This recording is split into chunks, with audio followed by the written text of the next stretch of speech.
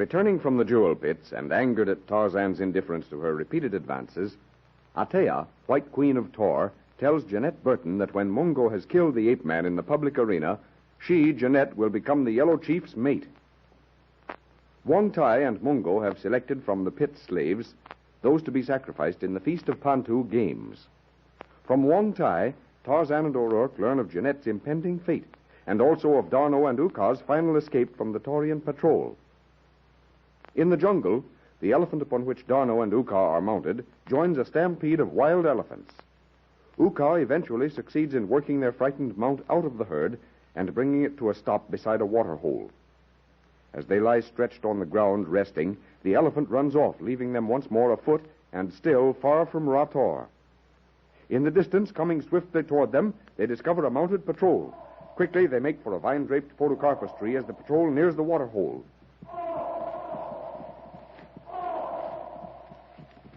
Quick, D'Arnot, to the broad limb just above your head. The leaves will screen us. Oh, thank le bon Dieu, it is still too dark for them to see clearly. Voila. This limb will hold us both. They will remain at the water hole until daybreak, then probably try to pick up our trail. It is already growing light, over there in the east. But how could they have followed us to this spot, and so quickly? It may be that they came down the river by accident, heard the stampede, or saw signs of it, and believing that we followed the elephants to cover our own track. But here they come. Listen, wait.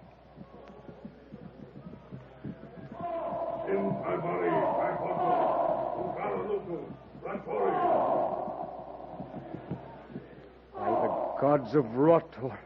Ratori!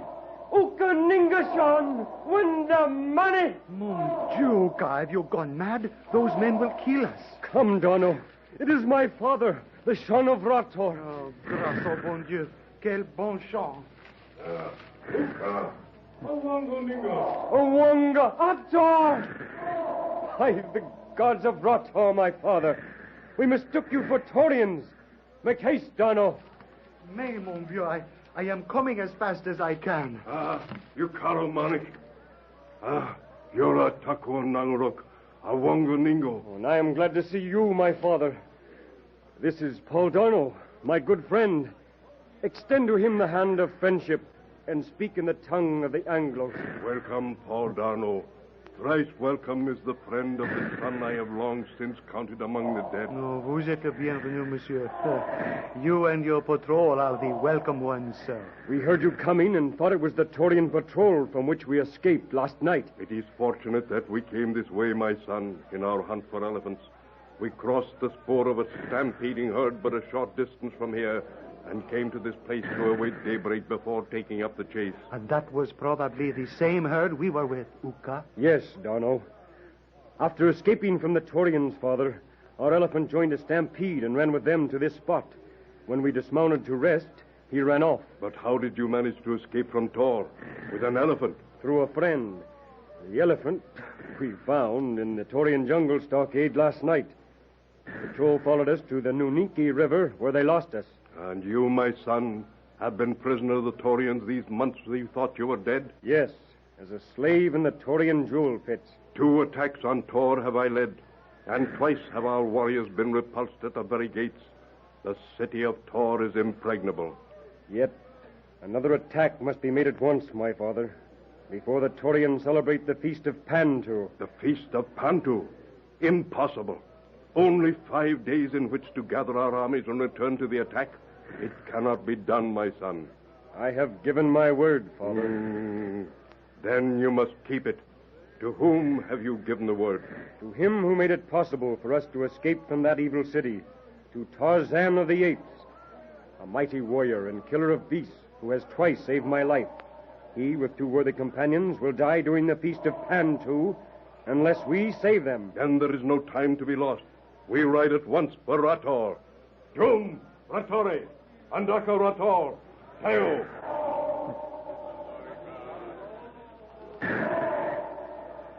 Uka, my son, and this time we will enter the city of Tohr somehow. But Uka has forgotten to tell you, Monsieur Lechon, that if we arrive in time, Tarzan will see to it that the main gates are opened for us.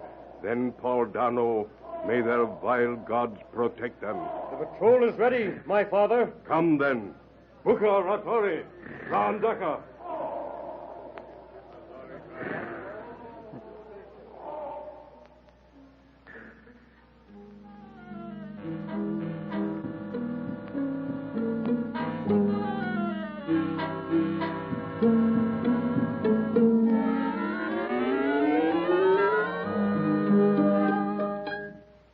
In the early morning sunlight, the city of Tohr lies glittering in the jungle.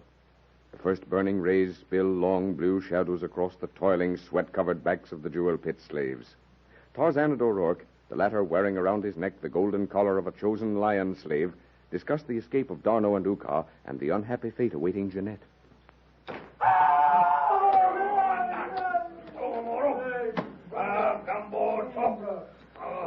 Yes, Tarzan. If our plan with the slaves fail, you'll have to bait that big yellow hulk to death. You're thinking about Jeanette, my friend? And why shouldn't I? If we fail here, and you have to fight Mungo, and he kills ye, her lot'll be worse than death. And yours, O'Rourke, the lion pit. Oh, I'm not thinking about myself. 'Tis Jeanette I'm worrying about. Why not wait until it's time to worry? If our plans work out, I doubt if it will ever come to a fight between Mungo and me. At least not in the arena. But without the Lieutenant and Uka and the Ratorians, we can't hope to capture the city even with all the slaves at our backs. If them two only makes it. There are still 4 or 5 days before the games, my friend. Anything can happen in that time. Why do you suppose Wong came back to tell us? Oh, about Jeanette, you mean? Rubbing it in, he was. The slant-eyed heathen knew that telling me what a tea's fixed up for Jeanette would hurt. And me helpless to do nothing but stew here in me own juice. Bad cess to the chink, says I. But why did he tell us about Darno and Uka escaping? Why did he do that? Faith, I never was good at riddles. But whatever his object, he can gamble there's dirty meanness back of it. I wonder.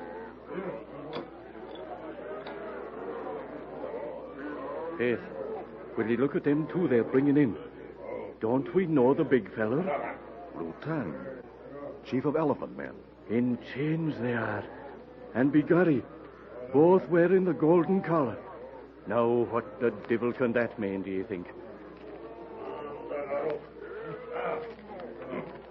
Nongo Tagoruk Tang. Teoro Calda Tolo. Oh,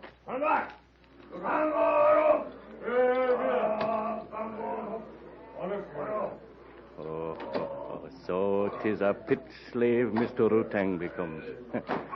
Well, if 'tis any consolation to him, he won't be here long with that golden collar round his neck. They're in our group, O'Rourke. What do you make of that? Sure, and I don't know. But by the looks he's given us, 'tis none too friendly he'll be. Holy St. Patrick! Tarzan! Do ye mean that Tyr may have put him here as a spy?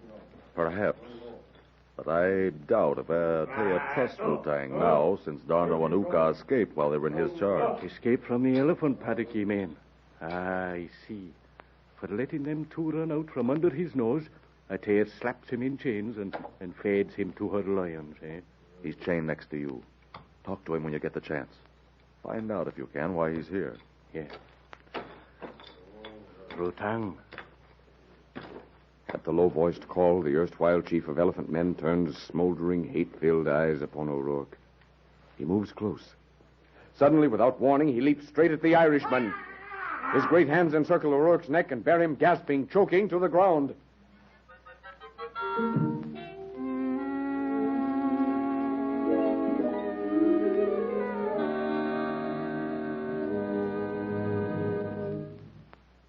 In the palace, Atea has returned to her chamber from an early conference in the great audience hall where, with her chiefs and nobles, she has completed the final arrangement for the Feast of Pantu Games.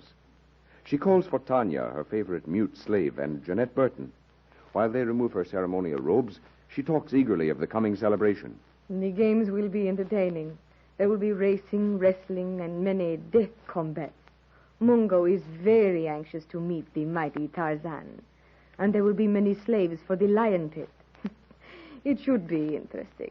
Yes, Your Majesty. It should be very interesting to watch the man you profess to love being killed by a savage brute. But, my dear, your Tarzan is very strong. He is a mighty warrior who kills savage beasts with his bare hands. Remember how easily he vanquished Tongo, chief of the clawmen? Oh, but Mungo, he's much stronger than Tarzan, and so very much bigger. Yet he claimed the ancient right of Tohr on Mungo and challenged him to combat. Oh, that was because it was Mungo's spear that killed my uncle. Oh, listen, Althea. It isn't Tarzan that I love. I swear it isn't. Then why does he wish to leave Tohr and me to go with you? Oh, it isn't that he wants to leave Tohr. Not with me. It's because he has given his word to see us to safety. Oh, believe me, Althea, that's the truth. Perhaps I do believe you, Jeanette Burton, now. But if it is not Tarzan, who? Paul Dano? No, it's Terence O'Rourke. O'Rourke?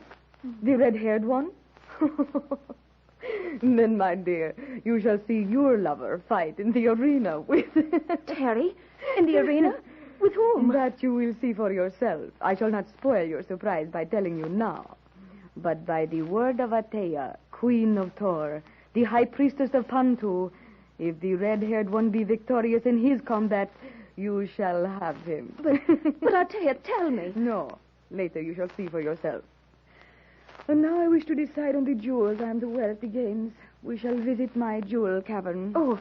What is it you say, Jeanette Burton? Did you not hear me? Why, yes, I heard. We shall go at once, before my noonday rest. The key is here in this little casket. Now Pantu! The key to the jewel cave. It is gone. Gone? Why, how could it? Perhaps you misplaced it. Have you opened this casket, Jeanette Burton, after my telling you never to touch it?